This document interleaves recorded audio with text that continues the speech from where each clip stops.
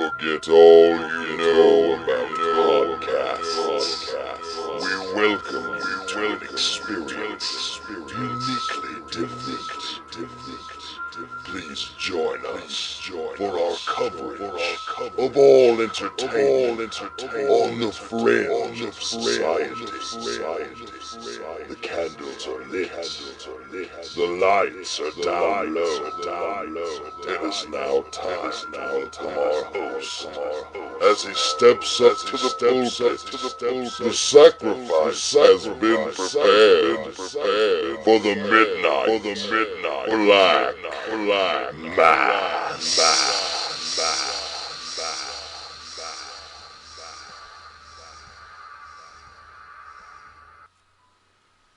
Ghastly greetings, groovy ghoulies, and welcome to another edition of the Midnight Black Mass. I am your host, the maniacal minister of the occult, the devil you know, the Reverend Dan Wilson, here alongside my broadcast partner, my partner in crime, my chief amigo, and a man who's been on vacation for the first time in a long time, Andrew Alexander. How's it going, man? Oh man, it's going great. You said it, man. The first break I've had in a while. I mean, if not for doing this podcast, I would not have to do shit with my life right now. Well, that's good. So what have you been doing in this time off? Oh, jerking off.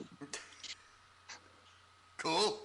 I mean, no, I've spent a lot of time doing nothing, which is what I wanted to do. But I mean, I knocked out that season 2 of Daredevil. I knocked out Batman vs. Superman, catching up on all my stories, and just being overall lazy, trying to get some pussy here and there. That's about it. I mean, really, what else is there to do? I mean, you have a point there, you know. If you're home by yourself, got nothing else to do, might as well watch shows and jerk off. Try to get some pussy here and there. Fair enough. Exactly. So, I was actually involved in the 18th annual Hardcore Hell over at the weekend back at Why We Wrestle in Cornelia, Georgia. Making my return there for the first time in 3 years, managing a young man named Death Wish Brad Cash against the ultra-violent beast Masada, who made his return to the arena there, the Church of Southern Wrestling in Cornelia. It was a big family reunion. A great match, first of all. One of the damnedest things I've ever seen. What a fight. When Masada took those skewers out and stuck them in Brad Cash's head, and the blood started just flowing. I mean, the reaction to the people gave, the buzz in the arena, just came up to another level, and it was something I hadn't experienced in quite a while. A different type of ferocity than the love fest we had at Empire Tooth and Nail. This was like the Christians being thrown to the lions in the gladiator den, because people were like, oh, you know, when that shit happened. But Cash gave it his all. He survived a fucking kendo stick shot to the side of the head that would have killed most men. The Masada put him underneath a barbed wire board that he balanced between the ring apron and the guardrail and did a senton from in the ring to the outside, crushing the barbed wire side down on Brad Cash, piercing his lip in the process, which was a lot of fun. But Cash just kept coming. He kicked out of that and a whole lot more, but even gave a flaming kendo stick shot to Masada as a receipt, but he ultimately was not able to overcome the ultraviolet beast. But Masada, in a show of respect after the match, toasted Brad Cash, put over what a tough son of a bitch he was, and said he's got a hell of a future. So, one of the damnedest things I've seen. It was great to be a part of. Great to see David Young, Iceberg, Bill Behrens, Todd Sexton, Jeff G. Bailey, the old crew who was there in the arena. And looks like I'll be doing a little more with Why We Wrestled in the future, so check them out. But tonight, the focus not on Why We Wrestled. The focus is still on Empire Wrestling. We're just a few weeks removed from their farewell event, Tooth and Nail 5, at the Empire Arena at 22 Austin Avenue in Rossville, Georgia, which is now closed. But we're doing a retrospective on the history of the promotion, a great 5-year run at that arena. So we got some special guests for you tonight. For the first time in a long time, here on the Midnight Black Mass, for the first half of the show, we're going to be talking to the Lynch Mob, Who is that? Well, we're talking about the Empire Heavyweight Champion Joey Lynch. We're talking about the freaking star Matt Fortune. And they're crazier than a shithouse rat brother, the Baniac. They're all going to be here in just a couple of moments. Andrew, what are your thoughts on this? Well, the Baniac really puts the term special in special guest. He really makes that a 100% accurate description.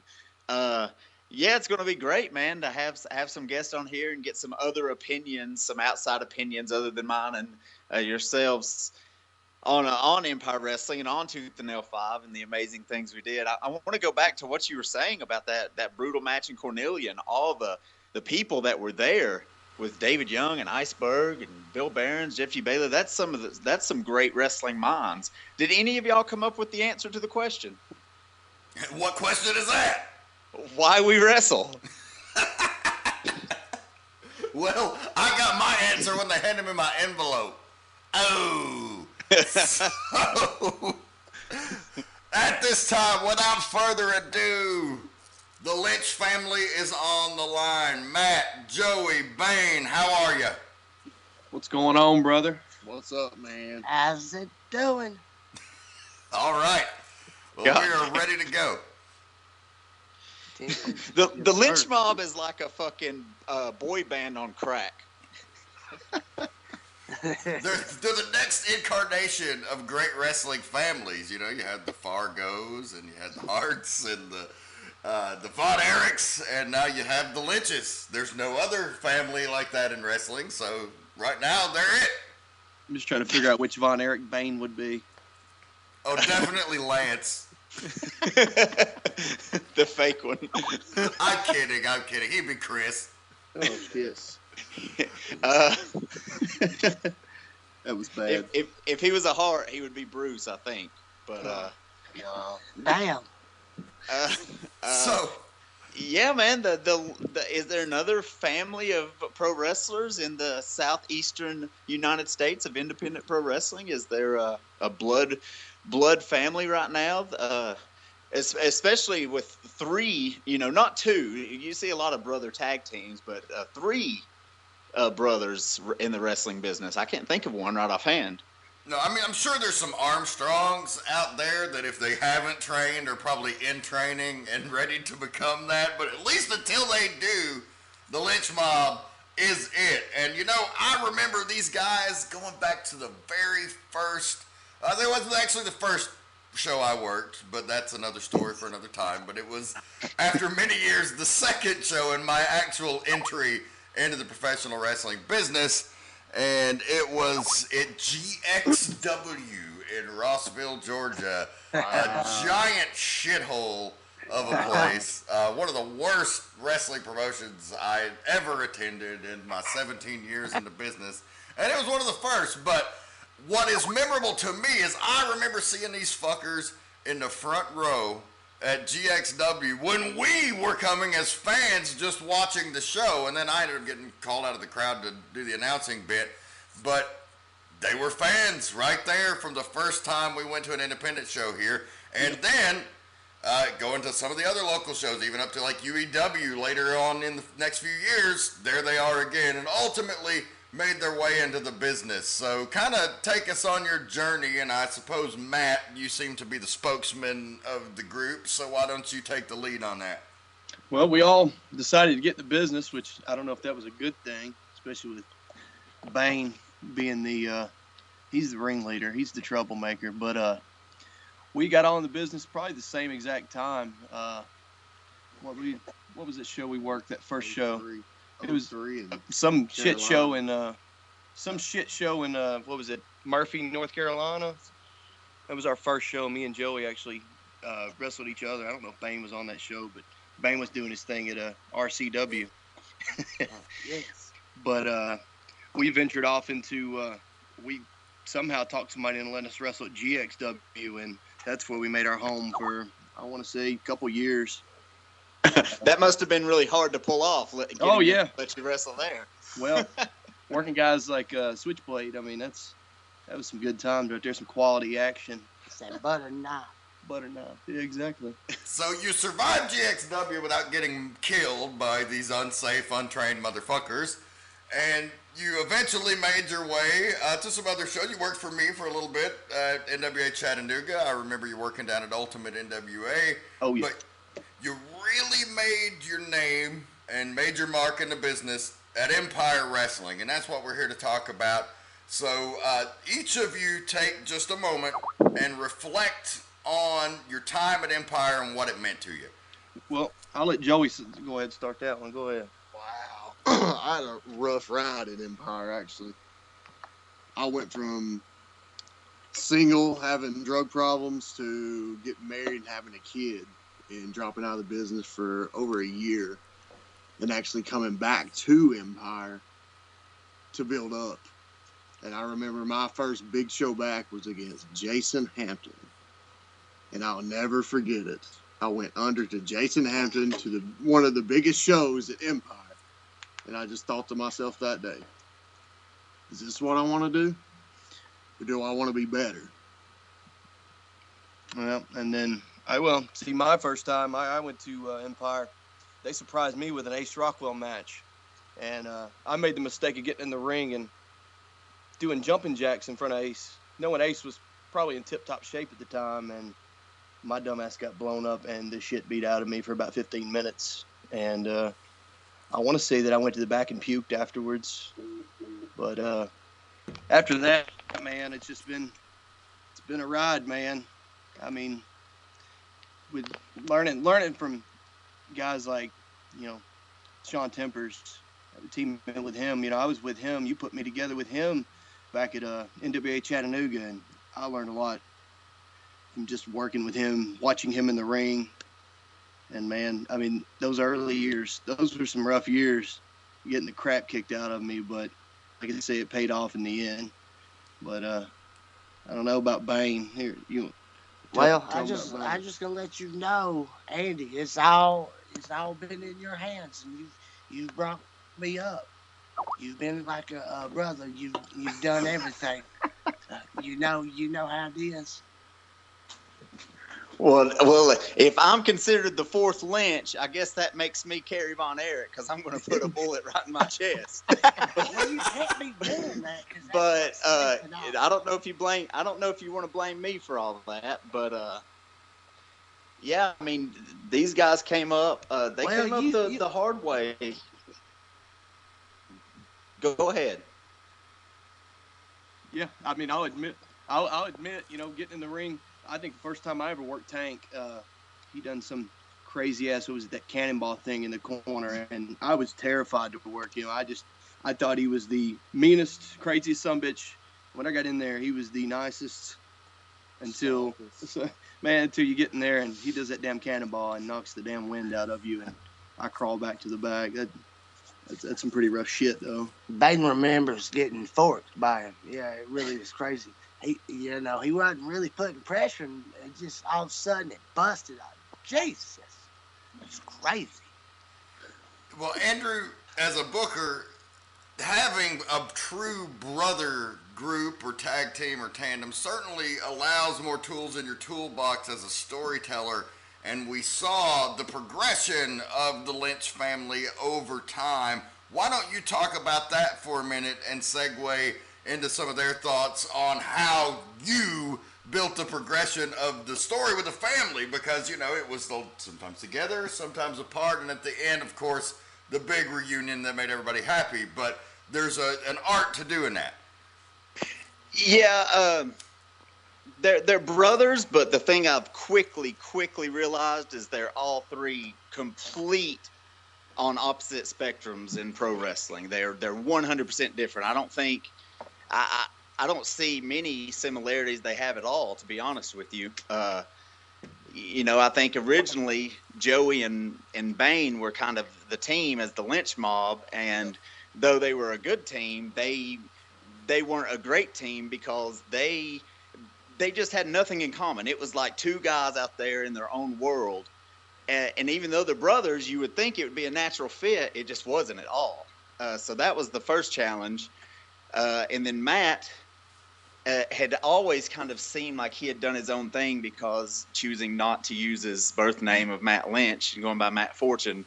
And he quickly latched on to the teat of one Sean Tempers, which, you can't argue that is not a smart move, especially from a learning aspect and things such as that. And it really got him some big breaks as far as higher profile matches, especially a lot quicker than the other two brothers. So it's kind of, they had to find themselves, and I don't know for sure if they all three have yet, or especially Matt and Joey. They still work out things, and we've seen the change of heart that Matt has had. There were some trust issues with Joey, and rightfully so. I don't blame him at all. He's a much more forgiving man than me. But and you know how it was, Dan. Like coming up in the business, like you spend so long. You can have all the talent in the world and be on fire, but it doesn't mean that you've put it together yet.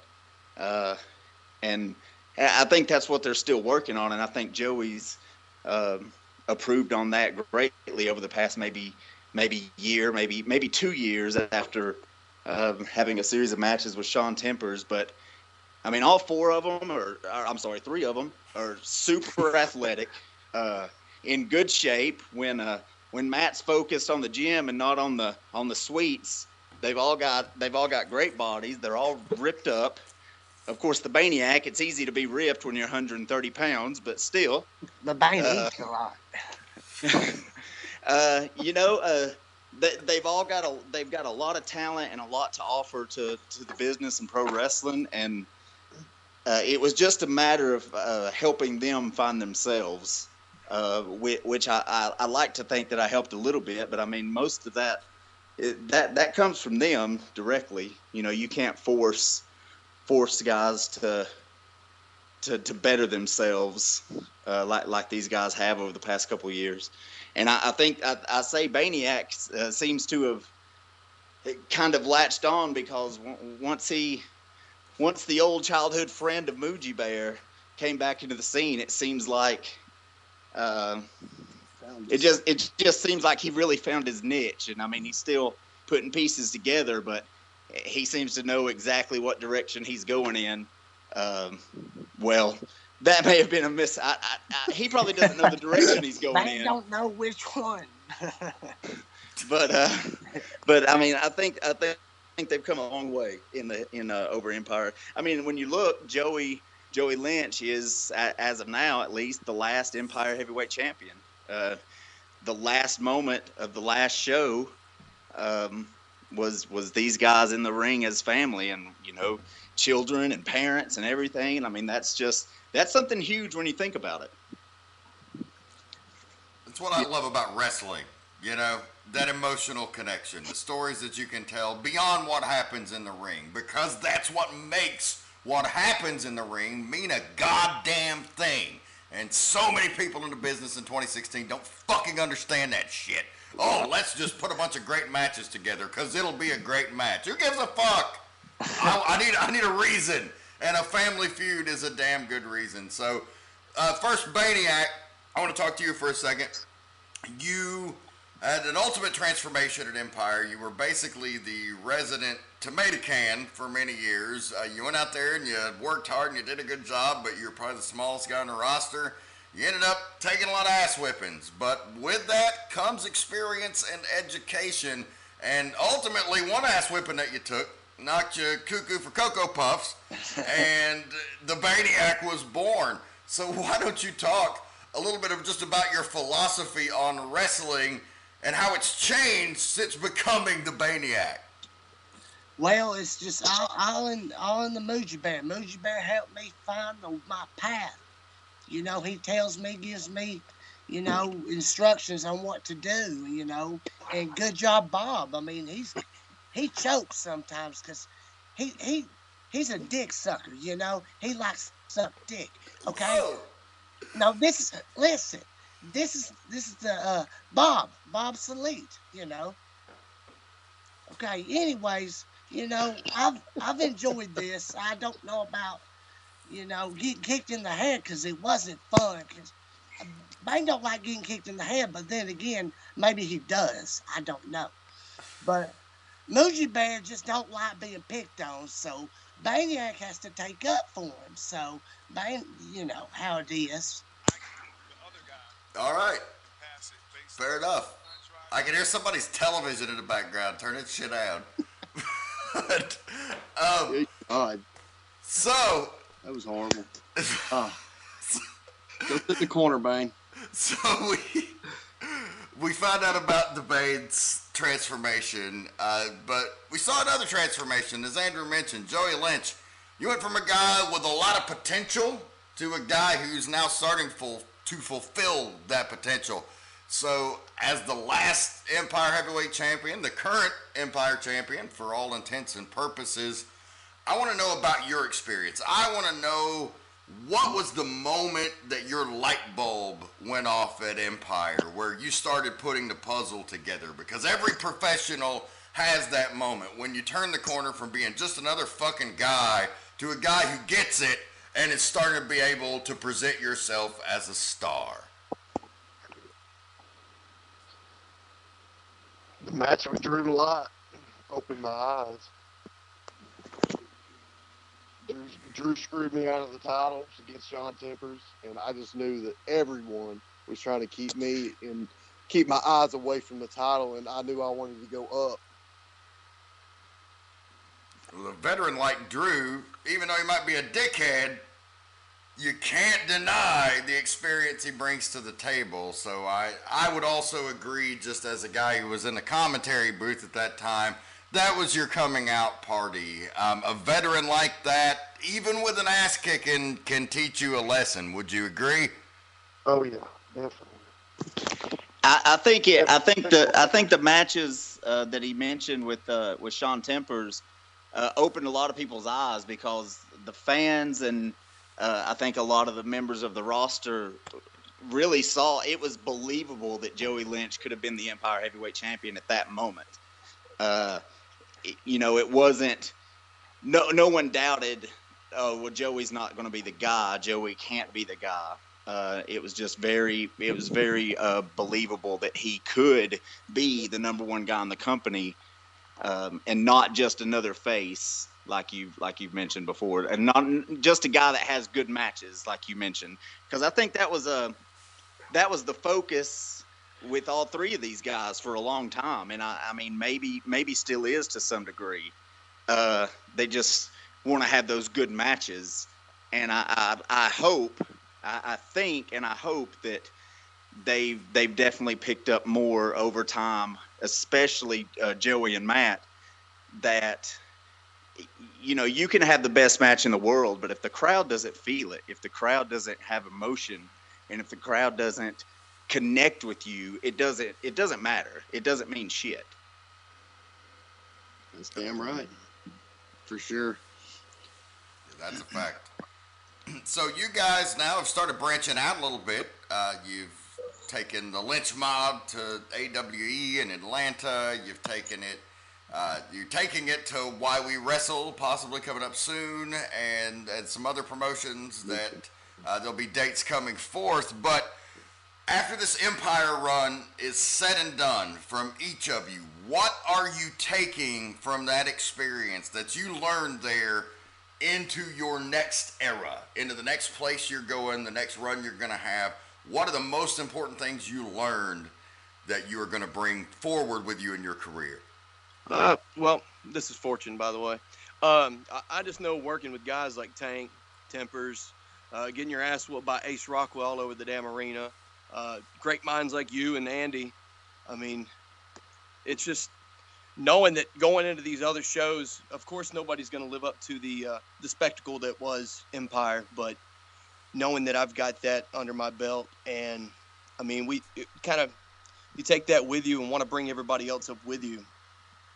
Try to better the guys that you're in the ring with, and I just feel like, well, I know with myself and Joey, when we do go do these shows, we try to represent all the things that we've been taught, because I mean, all those ass whoopings, they weren't ass whoopings just because these were lessons learned And I mean, and I'm greatly appreciative for all that I've learned at Empire. Would you say that your series of matches with Ace Rockwell was kind of your peak during those years at Empire? Even though you had a lot of great matches and a lot of great stories, would you agree that was kind of your top moment? I will say that me and Ace brought the best out in me. He created that Matt Fortune character that you saw up until my change of heart. Having Steve Dave with me, that helped out a little bit, but most of that attitude and that, that smash mouth getting in the people's faces and everything like that, that was all thanks to Ace Rockwell beating the hell out of me.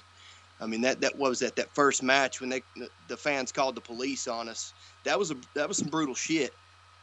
And then we had that I Quit match, and I mean, that right there will change your life. That right there, I still feel that. I've got scars on my arm from that match. I mean, that was hell. But I mean, the things that I learned from Ace, working hard and, just learning how to, make the fans appreciate and feel the pain that I'm feeling in the ring, and to make people, care. This guy's, he's getting his ass whipped, and he's showing that emotion that, is he going to give up, or, you know what I mean? I mean, that's just the things that I took away from that. And I just, from those matches on, that's the way I looked at things. Just, get in there and work my ass off. And you kind of mentioned how, you have Empire under your belt and you can go on to other shows. And I mean, I don't know if you realize this, and I don't know if fans realize this, but you guys, all three of you, can go to any show that I am aware of in any way on this independent level and be top guys and be extremely popular or hated, whichever path you choose to take, and be a huge part of any show, because as a matchmaker, I can tell anybody listening for a fact that I didn't give you three anything. I never gave you special treatment, or I never put you in positions to where the crowd would be forced to care about you if they didn't, just naturally with what you brought to the table. Yeah, exactly.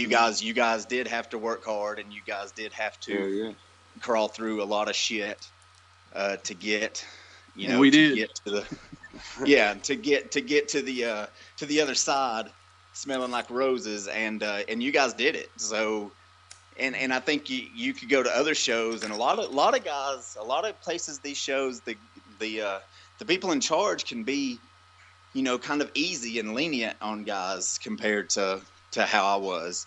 And you guys survived and came out looking great with me in charge, making y'all work and fight for it and not giving you anything. So I think you'll do just fine anywhere you go. Yeah, that wasn't an easy task, because you were an asshole, and probably the hardest boss that I've ever worked for in my damn life. And I know that's the same with Baniac and Joey. If you don't work, you don't get it. That's it. It's all worth it, man.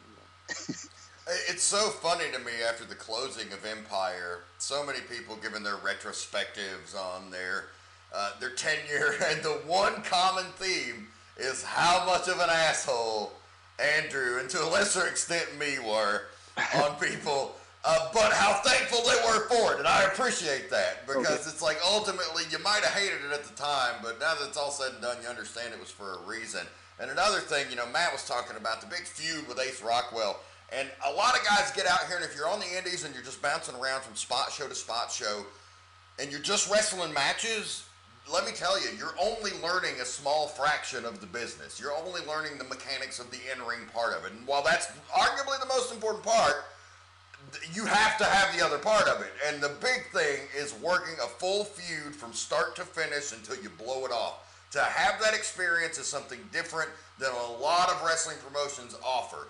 And so to have that opportunity to do that, you get to learn something on a whole different level than you have experienced just doing spot shows. You said arguably. I'll argue that. The in-ring wrestling is the least important part of what we do. You could be the world's worst wrestler and still be very successful and still have the crowd care about you and things such as that. I honestly believe that. As long as the story's told right. Yeah, as long as you can tell a story and people get behind you and give a shit about you, that's all that matters. I mean, you've made that possible with several guys, not to mention just, Baniac's not the best technician, but people give a shit about Bane and that damn bear. I don't know why, but people flock to him. And I mean, it's all about the story. I mean, it's just, if the people care, they'll pay and they'll come. Exactly. And I would like to think that you guys picked that up over time because that's definitely what if I could have taught y'all one thing, that would really be it. Because you have all the other tools, the athletic ability, and you can do pretty much any maneuver that can be thought of. But that shit doesn't matter. It just doesn't matter. Mm-hmm. If the crowd doesn't care about you, and if you can't connect with them on an emotional level, it doesn't mean anything. And I want to go back to what you said, and I mean, not to suck my own dick, but the thing about the one constant of me being an asshole. I think the other constant that I haven't heard said otherwise was that I was pretty damn good at my job, and I got the best out of these guys. So if I have to be known as an asshole to do that, I'm all for it. That's it. That's it. Push them buttons. Perfect. Well, Lynch Brothers, I can't thank you enough for taking your time to join us here on the Midnight Black Mass. It's been a pleasure talking to you. Any final plugs you want to get out of the way? Upcoming appearances, Twitter, Facebook, any of your merchandise? Let us know. Well, you can hit me up on, I want to say it's lynchmob_life 13 on Twitter. You can hit us up at lynchmoblife13@gmail.com. Book our asses. We're worth the damn money. Just bring us in, and I promise you'll want us back. I mean, I guarantee it. And Moogie Bear. He said, and Moogie Bear. And real quick before you guys go, I was curious. What would you say each of yours favorite memory at Empire was, or your favorite moment? Well, it could be something you were involved in, or something you weren't involved in. Just something that sticks out that you'll always remember. Go ahead, Bane. Bane's a fan of the Bohemian Rhapsody vignette. That was amazing. I just really I enjoyed that. I like when we sing. He liked Andrew's pants. Spilling shit on your pants, Well, the man likes to sing. You can't argue that. What about you, Matt? Mine, I would say there's two. It's my last match with Ace, taking that ass whipping and then quitting in the middle of the ring. That was real humbling, but it was, like I said, it was a damn good experience. And then my first blood match with Joey. So You took one of mine. I took an ass whooping. I know it's probably one of Joey's too. Yeah, so mine is definitely going to be the first blood and winning the world title. I mean, what else could it be? And I got to thank you, Andy, and I got to thank you, Dan, and I know Drew's probably not listening, but I got to thank him too. Hopefully that some bitch is. Oh, all y'all a lot. Yes, I want to thank a lot. Yeah, appreciate it, man. Hey, our pleasure, man, or at least mine. I can't speak for Andrew. I guess it was okay. We love you, Andy. Well, I appreciate you guys too, man. Yeah, I think you did a hell of a job over time. All of you did. Thank you, man. Thank you. Was it Steve Austin says, we'll see you down the road. Yes. That's it. It ain't goodbye. It's just we'll see you down the road. Hell yeah, man. So thank you again for joining us, guys. We're going to let you go, but check out the Lynch Mob. They're going to be coming to a promotion near you to tear things up. You don't want to miss them, but check them out. So right now, got a very special portion of the program here. This is for the first time ever on the Midnight Black Mass. The Empire version of the Devil's Rejects are here in full force. Ladies and gentlemen, without further ado, first he's a former Empire heavyweight champion, the master of torture. Ladies and gentlemen, the most, probably the most outlandish character in Devil's Rejects history, and that's saying something, Mr. Rufus Black. Welcome to the show. Hello. You hear me? Sorry, I've been listening this whole time. I'm amped up because I've been laughing at a lot of stuff people have been saying. It's good to be here. I look forward to this. And of course, alongside Rufus Black is a longtime contributor to the Midnight Black Mass, making his return to the show. One of the baddest men in the sport today, the strong style psycho Tank. What's up, brother? Goddamn, did you just say one of the fattest men in the business today? I said The fattest. fattest With a B. Okay. No, he said fattest. I heard him. I heard that shit too. Tank's a hot fatty. Yes. He's quite the bear.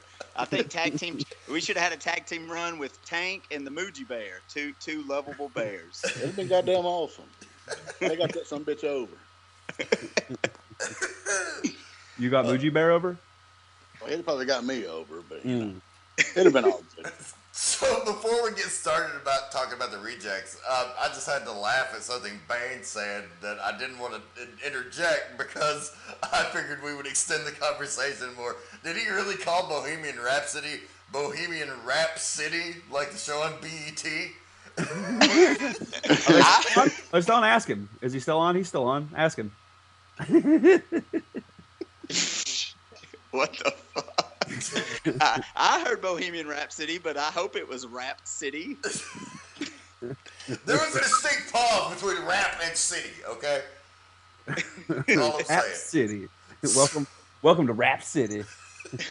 It's on. God. Now, dang I like. There were two things that really stuck out to me in that last the segment with the Lynch guys when they were talking about like what they had to come up through to get to the top spot at Empire, and that couldn't be more opposite of what I got at Empire. like Andy being an asshole. It's like, nope, I just I was completely coddled.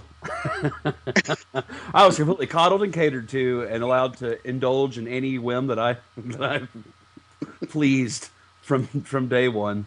I'm not bragging about this. It's just funny. I'm not bragging about it. I mean, you're the prime example of professional wrestling. Not that you weren't a great worker, because I often defended your in-ring ability to many people when you had detractors that I had to fight against politically. But besides all that, like, you had a great career based off of who you knew. Yeah. Mm-hmm. I mean, I never got my own booking. That's for sure.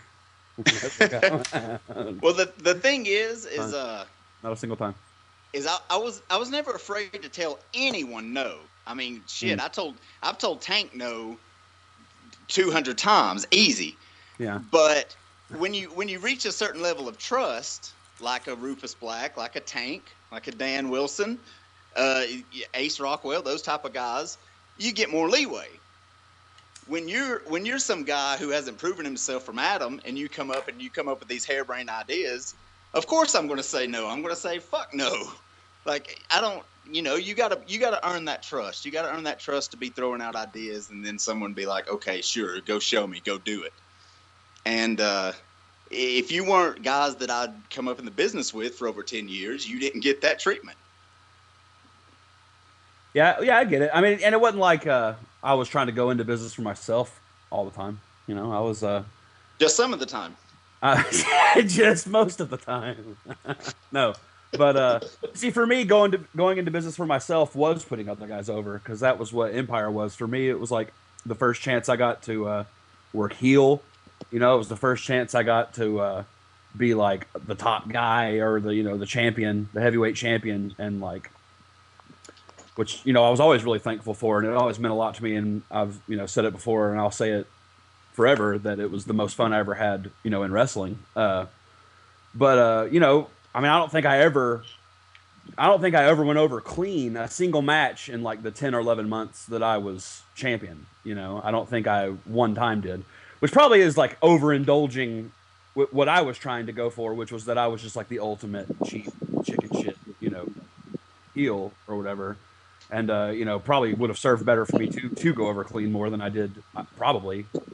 But, yeah, I mean, unlike the Lynches, who had to, scrape and claw their way to the top of Empire, I was just basically given the wheel, told to go.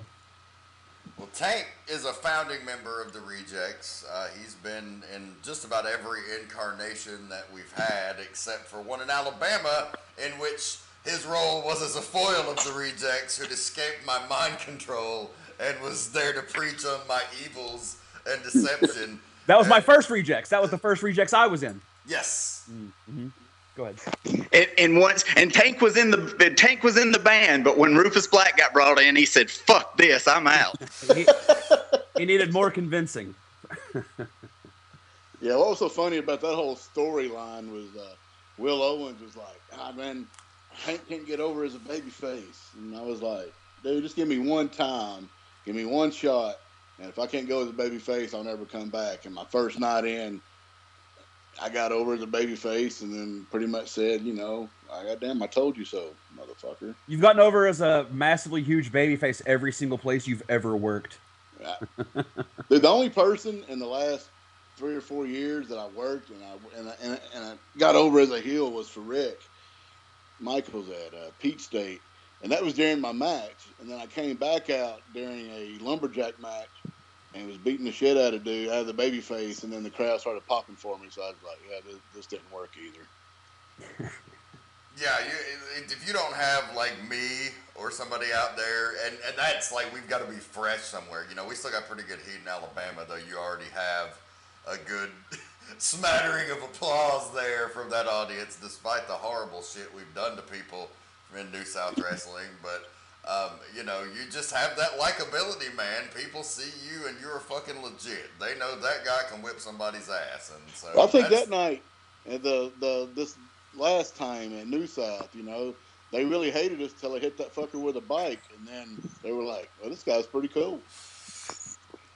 Yeah, I think that was the most common no that I gave Tank, because he would, about every 2-3 months, he'd say, "Man, I want to turn heel," and I'd say, "Nope, they'll never boo you. There's nothing you can do." I mean, one night he punched a woman in the face, and it got some heat, but it also got, people were like, "That's right, punch that bitch, that's right." Yeah. Wait, what? What is this? It was Russ's wife. Yeah. He that's right. Okay. In the face. And people, there were some people that were hot, but there were people in the crowd that was just like, "Hit that bitch again." She should have got up there.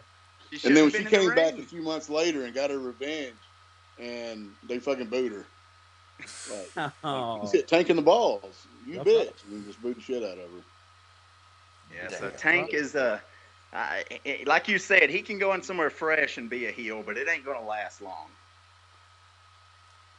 No, and having an Empire, and of course, we were heels for a while, but ultimately the cheers got too much, and we had to give them what they wanted, and never really becoming like baby kissing, like rah baby faces, but at least till the very end. Yeah, until that last show, until the final show, then there was a lot of baby kissing.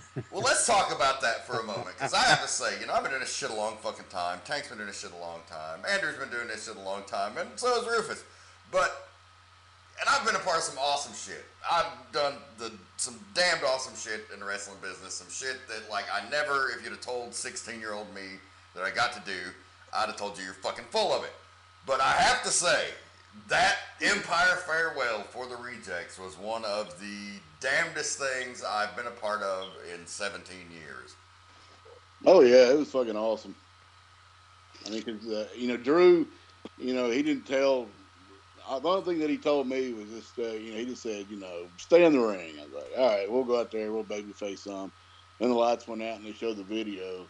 And I was like, good God. And everybody knows I'm a fucking crier. But I held it in that goddamn time since I cried earlier on in the fucking evening. But, I'm the big fucking pussy teddy bear. It's hard not to be at that moment. Like, you look out in the crowd and they're singing along and they've got their lighters and their fucking phones out like it's a goddamn concert. And there's people crying. Like, I mean, that's it. That's the holy grail. When you can elicit that kind of fucking emotional response in wrestling, that's why you do this shit. So there's the answer to your question, Andrew. That's why we wrestle. Besides the money, moments like that are irreplaceable. That's true. I had nothing to do with the actual send-off. The Rejects reunion was planned for some time because the crowd wanted it. I mean, the crowd, it was no time after the rejects were kind of faded away that they were clamoring for him to return. And I would always hear little thing that where's Rufus Black and when's the rejects coming back? And though Tank was on the show, I was on the show, and Dan was on the show, it wasn't as Devil's Rejects. It wasn't as those sides of our personalities. And that's probably why we were more shaking babies and kissing hands is because is because, you know, my role as commissioner, I was much more fan friendly and much more quick to cut up with the crowd and things such as that. So, you know, that thing, I was actually against the send off at the end for various reasons that I don't need to go into, but I was against it. And when it was happening, I just sit back, and when I saw one person whip out their cell phone, which is the modern day lighter, I was like, no way. And I looked around 5 seconds later, and, you know, there's hundreds of cell phones in the air, and they're giving us that rock star treatment. And I was like, this is fucking pretty cool. And I had to keep the emotions in check because, one, I swore I wasn't going to cry at the last show, and I made it out and did not, because I'm a crier too when it comes to pro wrestling. And two, you can't have the fucking Devil's Rejects in the ring fucking crying like little bitches. Yeah, no shit. There's no crying. What's real fucked up is I don't know, some jackass on Facebook, you know, he's probably one of Paulie's cocksuckers. Oh boy. Who has a fake name or whatever. I forgot. He's on my friends list just because I find him entertaining because he's fucking retarded. Said something like, I guess he had seen the video. Hell, he was probably there, saying, "Oh, these guys was ripped off Bray Wyatt's fucking entrance." And I'm like, no. So I just sent him a message, and I was like, "Yeah, dude, we fucking held out signs, said please light up your goddamn cell phones." And you know, there's just. Oh, that's what he meant by it, like the cell phone thing? Yeah, because, you know, that's Bray Wyatt's entrance. The Firefly. I mean, any person with half a brain watches that video and sees that the crowd just does that. Like, yeah. Well, he's jealous that he doesn't get to walk out into crowds of hundreds where people are into it enough that... You know, I've never said it on here before. I've implied it, but I'll fucking say it because it's the rejects, and we're going to get raw as fuck right now. They stole enough shit from us that even if we did want to steal the fucking lighters, we could fucking steal them and have no fucking problem. That's beside the fucking point. How do you prompt fans to fucking simultaneously hold up their fucking phones and lighters? We didn't fucking ask for that shit. That was something they chose to do. So fuck you, motherfucker. I wanted to say two things. Number one, there's always going to be haters. There's always going to be people that shit over what you do no matter what happens. So I say fuck them. And number two, I know Dan Wilson and Tank were running with the devil when fucking Bray Wyatt was learning how to do taxes with his daddy. Sick, dude. Let's not drag us around on Bray. Like, I think he's a good worker, but, you know, like, I don't know. Don't take it out on Bray, Dan. It pisses me off when people make that comparison. Oh, I know. Yeah, that's what I thought Tank was saying, that like that guy was said, and I was like, wait, what? Like, they've been doing that gimmick. If the Devil's Rejects ripped off anything, it's pretty blatant what they ripped off. I think it's a little more blatant. There in the name. I think it's a little more blatant than the Wyatts as to what the Devil's Rejects ripped off. Dan, it's more than that. It's more than the name. Obviously, I was always a King Diamond ripoff. You know, I mean, come on. Go on. And Tank obviously stole everything from the other Tank in the area. Oh yeah. Not Tank Abbott. The other Tank in North Georgia. Mm-hmm. Yeah. He was awesome. There was a time. So you talking about the guy who trained the other guy that Tank punched? No, I just stretched him, and then goddamn Big Doug came out and punched him. Big Doug punched him. Big Douglas punched him. Fucking Tank told that guy, asked Tank if he could go over because his family was there, and Tank said, "Yeah, man, no problem." And they got in the match, and he tapped out. And Tank goes, "What the fuck do you do? You're supposed to go over." That's right.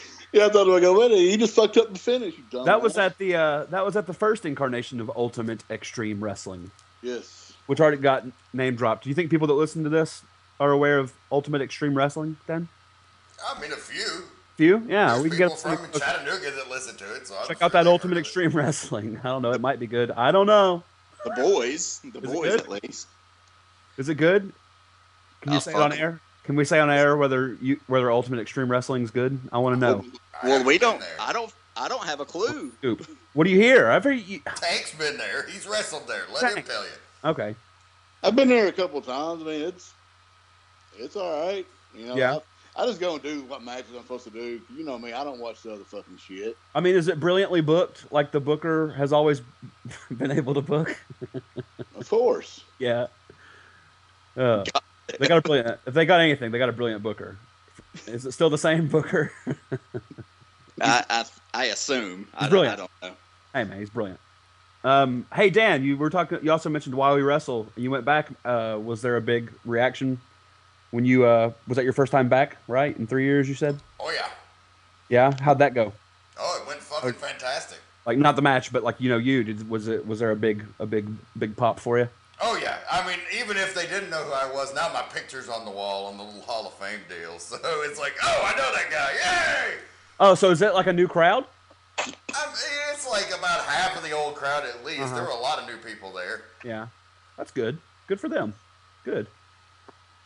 God, speaking of Hall of Fames, I got a message from a fan after the Empire show saying for Tooth and Nail 6 they wanted to see the Empire Hall of Fame started, and I put myself in there, and I was like, yeah, I'm going to do that because I'm sure there would be no backlash about that shit.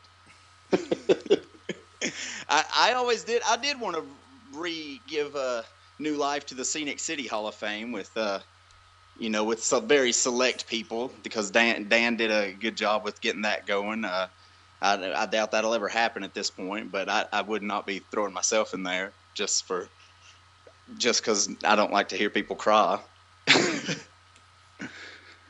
But I thought it was a pretty funny idea. As the owner of the Scenic City Hall of Fame, if anybody wants to bring it into their promotion for a nominal fee, I'm just saying the rights are available. Gotta monetize it, Dan. Monetize it. Gotta make that money. Money. Let's talk about the rejects in Empire, man. Let's get down to some brass tacks. That was I think we did some pretty good shit, didn't we? Hell mean, yeah. Yeah, man. I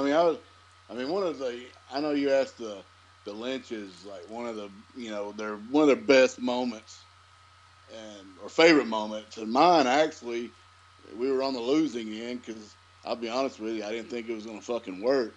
Is when I'd never really been off my feet and never been pinned, and Andy's like, I think it'll work, and I was like, I think you're full of shit, but I did it anyway. Is when Corey Cox pins me and they won, and him and Gans won the tag titles, and probably at that time was by far the biggest pop in that fucking building. And I was like, well, yeah, it's hard to say, but it's really hard because we had some cool shit, and that last night was just really special. And of course, I had my last match there. But if you look at the first half of Empire, hands down, my favorite moment, without question, was that night when the Wild Stallions won the Empire Tag Team titles from me and Tank. Because that pop, I still don't know if it's been topped. I mean, it could have been, but for the amount of people that were there and the length that they cheered and screamed, it was phenomenal. It was insane. What event was that at? It wasn't a mega event. It was just it was just like a regular show. We'd beat the fuck out of them weeks after weeks, and then I guess the fans were probably figuring, they're just gonna beat their ass, and then bam, bam, bam, 1, 2, 3, and they just went fucking ape shit. Of course, we won the belts back a few weeks later, but just that, me sitting there, doing the whole, damn, I'm in shock. Hell, I was in shock that they fucking popped like that. Yeah. Because the finish was Tank had Corey Cox, going for a power bomb, and Chris Gans came off the top with a missile drop kick, and right as he hit, Corey hit the jackknife pin and got that 1, 2, 3. And I'm telling you, man, the crowd popped, and they kept popping for the entirety of the "I Wanna Rock" theme music. I mean, it went over 5 minutes for sure of just them losing their minds, and it was literally magic. It was insane. Yeah, that's if not my favorite moment, it's in the top 2 or 3, hands down. And Andy will tell you, he didn't want to tell me the finish until I got there, of course. He knew I had something else in mind, and he was like, "Nah, man, we need to do this. If he pins you, it'll fucking get over." And I was like, "It ain't gonna fucking work. It's gonna be stupid." Blah blah blah. And then it worked. So yeah, I ate crow that night, and I was happy for them because it fucking got over. And then a lot of people, they see me as like some hard ass guy, and Andy will be the first one to tell you. I'll be like, "Yeah, let me put this guy over," and he'll be like, "Man, fuck you, no, no, we're not doing that." And I'll be like, "Okay, so guys out there, I fucking tried." Trying to throw you a bone. Yeah, that's definitely true. He's wanted to work with guys and give guys, do the honors for guys much more than he ever should. And I just wouldn't allow it, and rightfully so. And that night, I did have the idea, because the fans, in the fans' eyes, they saw me as the weak link of the team, and rightfully so. That was kind of the story. And obviously, when you look at me and Tank, it would be easy to pinpoint that. But, yeah, he had really not been, definitely not by someone who wasn't kind of on his level of size, like a Rush and guys like that, hadn't really got to him much. And then that night I said, "Here's the finish. You don't have to do it, because I understand if you don't want to. If you don't, I'll do it. I'll do the same finish, but it will be awesome if you do it." And he was just like, "Man, I don't know. I don't think it's going to work." And we did it. And it was crazy. Yeah, it was like one of those, it was 1, 2, 3, and I kicked out like 0.9 after the 3. It was like, oh shit. And then I sat there and fucking threw my Jim Cornette temper tantrum in the fucking middle of the ring. And I think the crowd, they were popping for them winning and us acting like bitches for losing. And I guess another like favorite moment, or one of my other favorite matches, is when we brought, when Corey and Chip came in, and we worked them, and then we put them over, and and the crowd went ape shit. Anytime we fucking lost, the crowd just went ape shit. Mm-hmm. That's how hated we were. And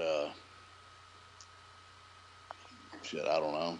So what about you, Rufus? What was your favorite moment from Empire? I'm trying to think of a favorite moment. I know that like one of my favorite things about my time there, because all I wanted to do, or like prove, in like that first run, because I said earlier it was the first time I really got to like work as like a heel, like in a singles kind of capacity, and be like a quote unquote top guy, and so I just wanted to get over really good as a heel. That was all I wanted to do. I wanted to make sure that every single person like made noise booing me. You know what I mean? That's what I wanted. I wanted everybody to boo me, and not like, I hate the guys that do it in just like the cheapest way. That are like going to go out and say, "Don't you boo me?" Like if you boo me, I'll get mad, and then you're trying to get the cheap heat or whatever. I wanted everybody to despise me, and so, I was able to cut like the ridiculous promos, and like just be an ass, trying my hardest to channel like that like late 90s like WCW Jericho kind of, just like ridiculous heel ass, and there's always, at every show, there's the people that just automatically are going to cheer for like the heels, like right, every show. And Empire was no different. There was like an entire group of people, that wanted to cheer for the heels and refused to ever give any kind of reaction to the face if there was a heel they could cheer. And and I was actually able to get those people to turn against us too, fully. They were kind of against like some of us, not against the rest as far as the rejects, and I like got them to turn too. And I was always probably the most proud of that sort of thing, you know, just like getting over as a heel, you know, having people legitimately despise you. It was just so fun. I think that was a shining moment for you because I remember that crowd, and you know, you had the Illuminati as the heel group underneath, and of course they just played right into it. Right. And, you know, we resisted those motherfuckers as much as we could. Oh, yeah. And then ultimately, you finally just telling them to fuck off in so many words. I walked up, and this is insensitive, but I played it real mean as Rufus Black, and I walked up to the main one of them, and because they were always booing Andy. They always wanted to boo Andy. I'm not trying to throw you under the bus, Andy, but we all know it's true. You remember it the same as I do. Yeah, I know how to work. I was the heel, correct? Yeah. And but they were like, "Oh, Tank and Rufus and the Rev are all awesome, but you know we hate Andy." And so I walked up and I just walked up to him. Wasn't on the mic or anything. I just walked up to him after a match, and I was like, "I wouldn't trust you to judge the fucking Special Olympics, let alone the talent of somebody in the fucking Devil's Reject. You fucking piece of shit," or something like that, you know, like that. And yeah, you know, that turned them against us. So. Guys in the business in 2016, a good lot of them. I hate making blanket statements like that because it's not true of everybody, but a good bit of them are so fucking terrified of getting anything that might resemble heat, and that is what the wrestling business is built on. If you can't elicit that pure emotional response, then you're failing. You're fucking failing. And nobody wants to get any fucking heat anymore. They're scared of it. I don't understand. Yeah, going back to what Rufus just said, that heel that shows their ass, nobody wants to do that anymore. No one wants to look, quote unquote, weak and make an ass out of themselves. Except for still to this day, Jericho. Chris Jericho does it. Yeah, I mean, guys that know what they're doing. Love it. He's the man. Guys that know what they're doing will do it. But I mean, especially guys on the independent level, they don't want to look weak. They don't want to look silly. They don't want to look stupid. And that's stupid. That's not how you do it. And it's one of the problems with heels in the business. All these young guys now, they just want to fucking be the cool heel, you know, like Rufus has said. Jericho will go out there and make himself look like the biggest dumbass ever, and still gets over like a motherfucker. It don't matter, you know, the whole him and AJ arguing back and forth, and him getting rolled up, you know, blah blah blah. I mean, that's what the hell you're supposed to fucking do. Ric Flair did it for 40 fucking years. Being a cool heel is such a disservice to the babyface you're working against. It doesn't mean anything other than you're a fucking lukewarm heel that doesn't have any fucking heat, and so you're not going to be able to draw a dick.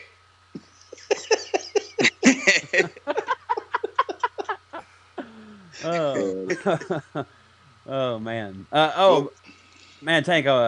You know, there's a match of us when you were doing the face thing, and I was in the rejects in Alabama. I found that the other day. The match you were beating the dog shit out of me. I was like, what the fuck, man? Yeah, I remember that watching it. I was like, oh yeah, he said that like these. I was doing just like these chops, these old. Oh my school. god, they were fucking brutal. They weren't like people hear me say like brutal chops. They think that I'm like giving you wrestling chops, like brutal wrestling chops. But no, I was like karate chopping. I mean, these were legit fucking like downward into your like. And then my fucking traps. And I was into like, your traps, okay. yeah, that's what it was. I'd taken 2 or 3. I was like, okay, and then like 39 later, I was like, fuck this. I got up and gave him the fucking headbutt. And he was like, calm the fuck down. You're killing me. And then it was cool. There's just one more story I have to tell before we sign off here for this week's edition, and we'll be bringing it back with more Empire Retrospective next week on the Midnight Black Mass. But I want to get everybody's input on this because Rufus Black is our special guest this week. There was one incident where he almost shut the entire fucking promotion down. Oh boy, come on, that's hyperbole. Is it? I don't know. Pure hyperbole. So this is a family event, you know, which the rejects have always had a little bit of an issue with, just by the very nature of what we do. And wrestling in general, and independent wrestling in general, and wrestling where you have guys in cages bleeding in general.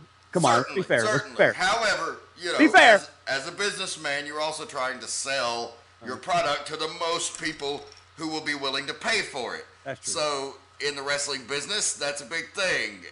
And in the midst of the big War Games match that the Devil's Rejects and Team Empire going toe-to-toe, and it's the big blow-off to this year-long feud that's been built, and they want to see us get our asses kicked. And what happens in the biggest house in Empire history at this point? I believe it was Tooth and Nail. Now, wait. 14, 13. Wait, now this was the year we were face in the, Yeah. Okay. I'm sorry. So it was like the third one. It was the second one. Okay. It was. Crazy from the heat that year, and it was damn 110 degrees, and it was probably the biggest house we had up until Tooth and Nail 5. I mean, it was jam-packed, 120 degrees, scorching hot, and everybody was on fire. And, of course, we're the baby faces to make it even worse. No, it was babyface chutzpah. Well, and who was it that had you in the submission? So I want to know whose mouth you shit in right then. You talking about who? You talking about me? Yeah, who had you in the submission? No, they just like. Okay, I'll lay this out. This is how it went down. They had the gimmick in the War Games that year was that like what was it? 7 lucky number 7 did a big turn. He did a big turn, went with Illuminati. So they were getting like the big heat on us and just had us completely whipped. And I was like tied to the rope or something. And like I wasn't in a submission hold, you know. Okay. Like tied to the rope and they were beating everybody down or whatever. It was one of those kind of things where like there was no hope. Like hope was utterly lost for us. And they were going around with a microphone in everybody's face and being like, "Do you give up? Do you give up?" You know, and getting a lot of heat with it. It was good. It was going well. And and they got to me, and you know, after they'd asked a couple of people, and like I felt like it was getting played off pretty meek, like you know, like "Oh, do you give up?" And that there wasn't like you know, it was kind of like "Oh no," you know, very breathy no's from my compatriots, and so I said when they asked me, you know, I said, you know, suck my dick.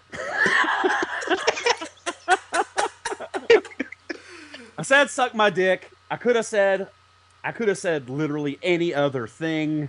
I could have said suck my toe, and it would have gotten the same thing over that I was trying to get over, and also been fine.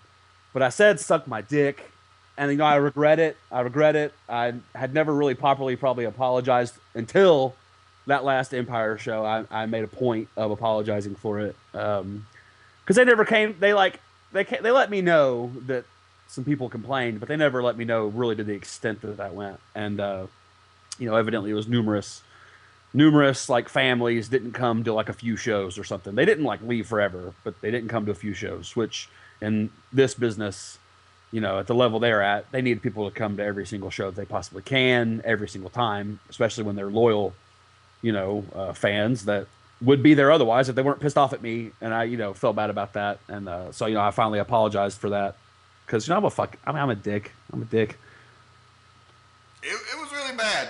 I was an admin on the Facebook page, so the next day, like, my phone is just blowing up with messages. You call this a family show, and your heroes worship the devil, and one of them said, "Suck my dick" on the microphone. And I mean, I exclaimed it. You know, I said it voraciously. And I made it a point to let it be known that we would in absolutely no way even begin to apologize for being the heroes that, quote, worship the devil, because that I found so ludicrous that people were complaining about. No, they fucking turned us babyface. We didn't want to be babyfaces. they just fucking wouldn't stop cheering us. After 2 or 3 years of kicking everybody's asses heels, eventually they go with the asshole they know. And so they decided they liked us, and that was their call, not ours. Yeah, let's. I mean, you said we're going to get off here, but I say fuck that, man. We got to keep talking about shit. We got the Devil's Rejects Got the momentum going. Like, why don't we talk about the big babyface turn? I mean, we talked about being babyface, but we didn't do anything to turn, like you just said. They just said we're going with these guys, because what happened is we all got our asses kicked at a mega event. We all got. We finally got our comeuppance, as Rufus likes to say,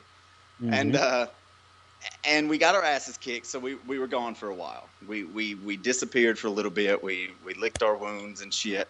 And in that time, the Illuminati really rose to dominance as a big heel faction. And then they went on these tirades of talking about how they were the most dominant force in Empire history. And then one night after they showed such dominance, the lights just go out and our music hits, and man, that place erupted.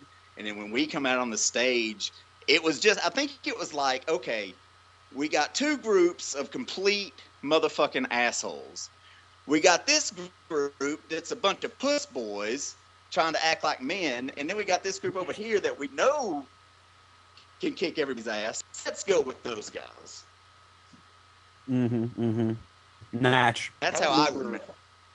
I remember we finally, I actually watched one of the videos that Drew had on his YouTube page where we and Andy were beating the shit out of the Wild Stallions, and then the Collins boys come out and fucking started jumping in and beating up the Wild Stallions, and I pie-faced the fuck out of the little one. And then right then the crowd was kind of like, oh shit, what's going on here? And we let it fucking die down. I had that match with Rush, and I blew my knee out. So I was out for about 6-7 weeks. Let them build up their steam. And then I remember we finally had a match with them. And like they wanted me and Cyrus, and it came down to like Rufus and one of the Collins outside, Andy and the other Collins outside, and me and Cyrus, the last two in the ring. And the crowd, I could remember just the fucking eruption. And then we were going to build up me and Cyrus for the title.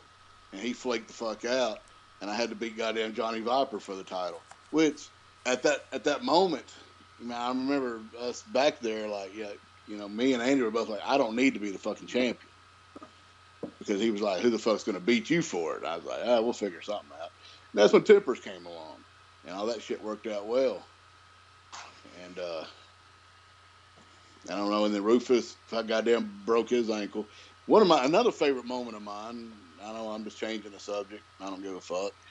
Ramble on, brother. Ramble on. I'm gonna ramble on. When we were watching that goddamn video at the last show, and the two head drops that fucking Rufus gave that fucking Concho Zach Malone. Because I was like, who the fuck was that? And Drew was like, that was Zach Malone. I was like, God damn, that was fucking awesome.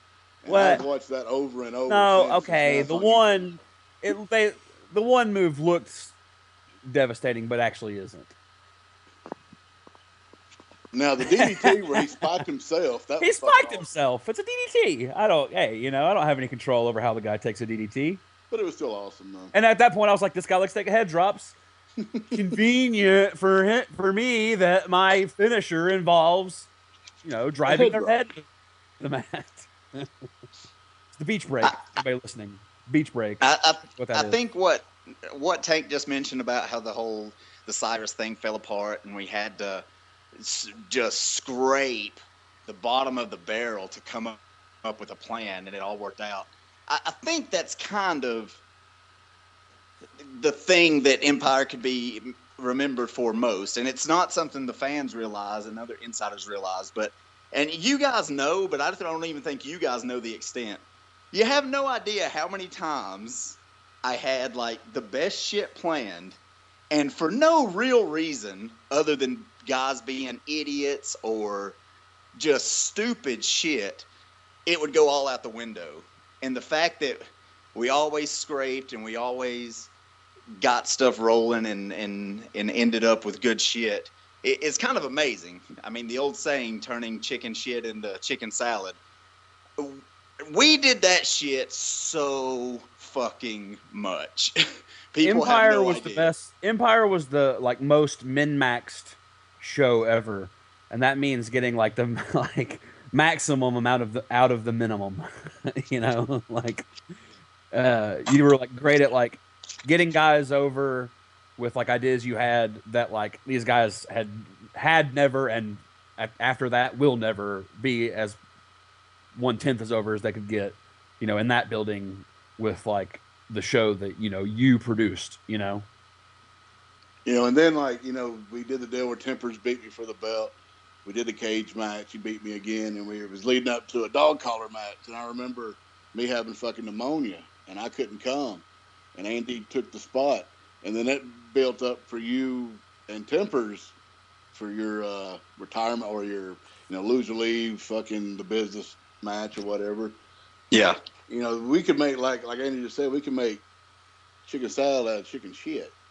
You know, I had to fucking lay out, and I was hurt or whatever, and or was sick, and we fucking made the best of it. It turned into a long running angle. Yeah, that was crazy hectic because you pretty much main event. Yeah, you definitely were main event in that dog collar match, and you had pneumonia. And I was like, you know, if you're saying you can't come, then I 100% believe you and 100% believe that you shouldn't.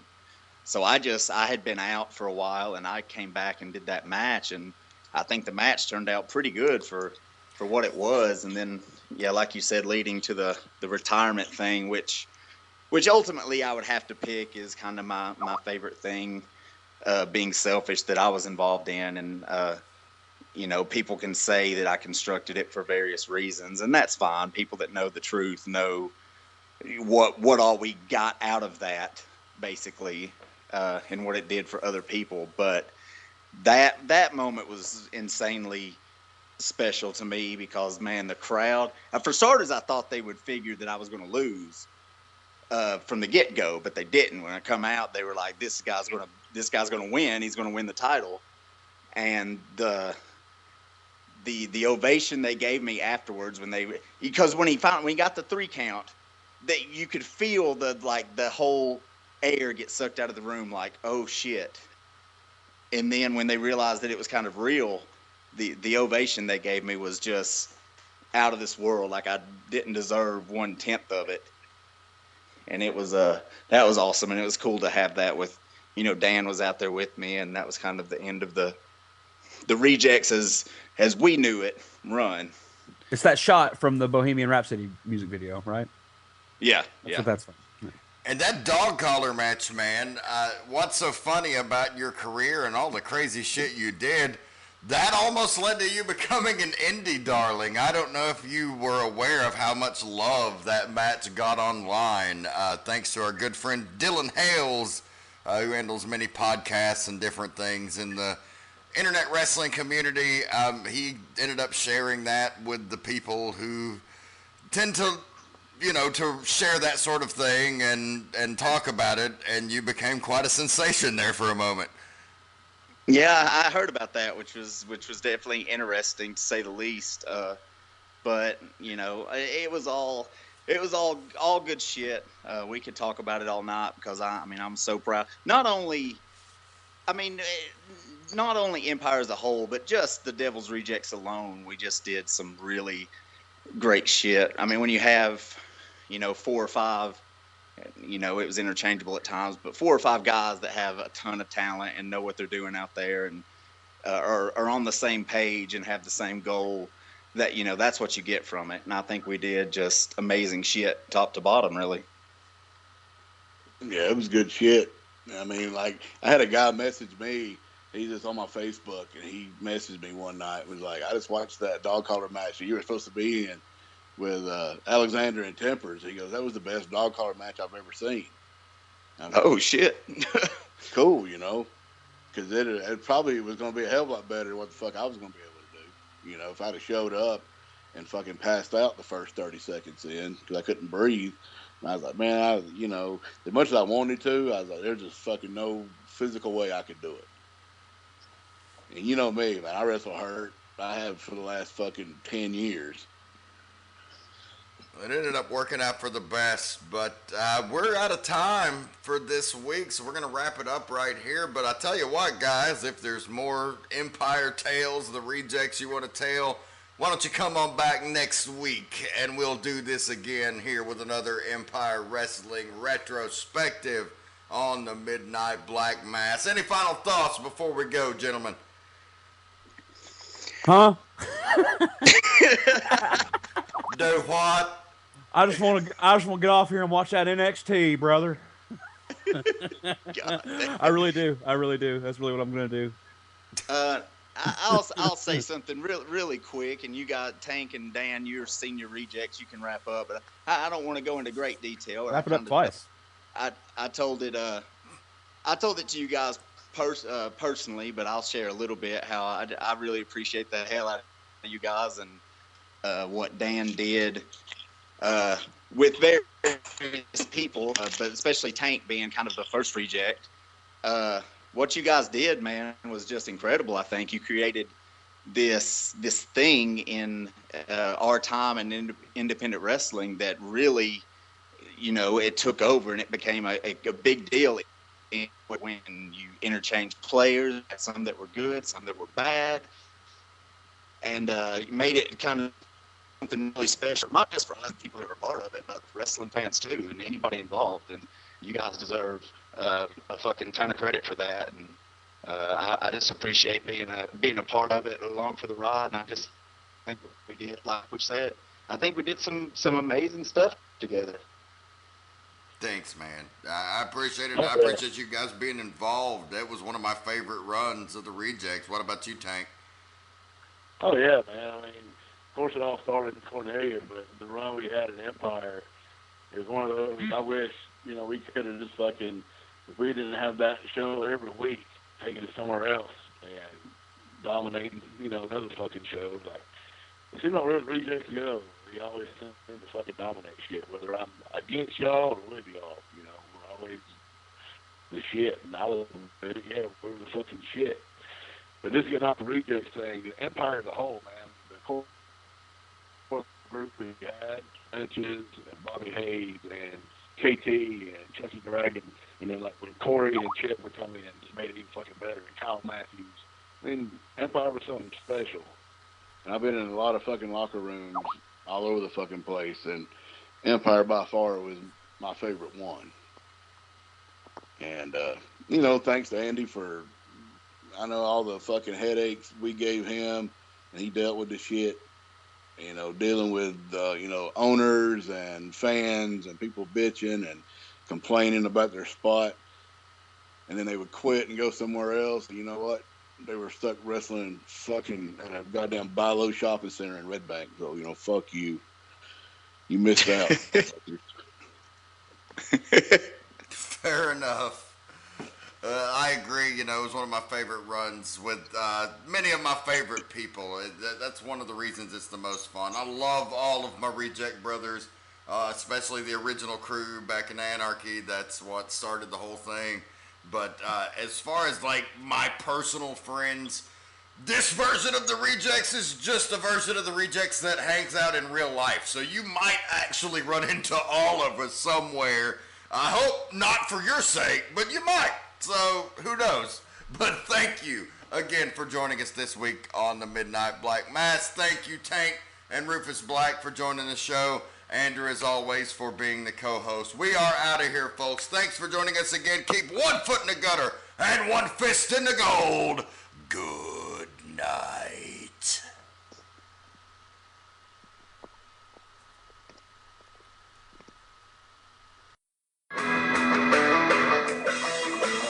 This has been a production of the Potty Humor Network. Find us online at youtube.com/Potty Humor or subscribe to us weekly and never miss an episode by searching Potty Humor on iTunes or Stitcher. Thank you for listening and good night.